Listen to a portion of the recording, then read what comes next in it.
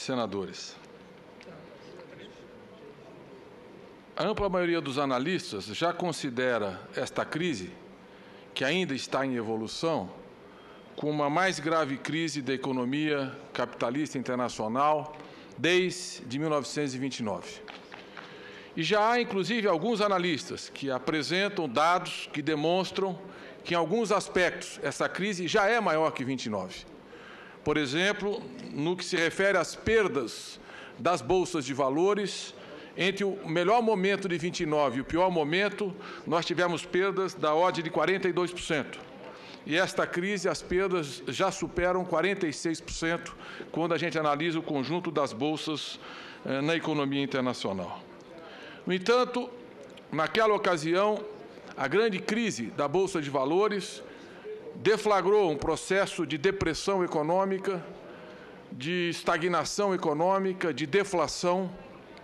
E hoje, com toda a experiência teórica e histórica acumulada, seguramente nós temos instrumentos e capacidade de ação para não repetir os erros e a tragédia de 1929. A crise no chinês antigo se escrevia com dois caracteres. Um significa perigo e o outro oportunidade. Eu diria que nada é mais apropriado para descrever essa crise. Os perigos e os riscos são imensos, mas também nós temos oportunidades que vão se abrir ao longo desse processo.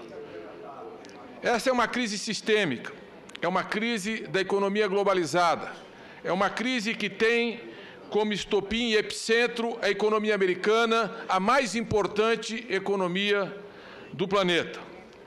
E as crises financeiras, elas são recorrentes, elas são da natureza da sociedade capitalista. E elas têm um papel saneador. A crise pune os imprudentes, pune os que especularam sem lastro e premia os prudentes, os precavidos. Se fortalecem os mais fortes, são eliminados os mais fracos. Portanto, é da natureza do processo as crises e não será diferente com esta. Nações pagarão preços altos, empresas desaparecerão, bancos já desapareceram, mas aqueles que foram prudentes, aqueles que se prepararam, seguramente encontrarão grandes oportunidades que esse processo irá patrocinar.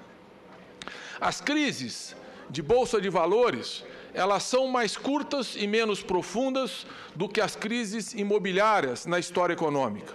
As crises imobiliárias tendem a durar mais tempo e tendem a se aprofundar. E esta crise tem um agravante, porque não é apenas uma crise imobiliária, é uma crise que esteve associado ao mecanismo dos derivativos, da alavancagem, de empresas que alavancaram o seu capital 60, 65 vezes. Portanto, além da crise das hipotecas imobiliárias, nós temos a crise dos derivativos, que significam sombras no sistema financeiro. Não havia regulação, não havia controle, não havia supervisão, não havia transparência, e é por isso que a cada dia, a cada semana, nós verificamos que a crise veio evoluindo e apresentando contas novas, cada vez mais caras, a vários países e ao sistema financeiro como um todo. Essa crise já atingiu grandes bancos. Só nos Estados Unidos, 4 dos 6 maiores bancos foram duramente atingidos. Os bancos de investimento praticamente acabaram na economia americana, que era um setor sem nenhuma regulação, controle ou fiscalização. Na Europa, 2 dos 4 maiores bancos também já foram duramente atingidos. E isso demonstra que a ausência de regulação, a ausência de mecanismos de transparência, de prudência bancária, de supervisão bancária, de regras e limites, não pode continuar na economia internacional.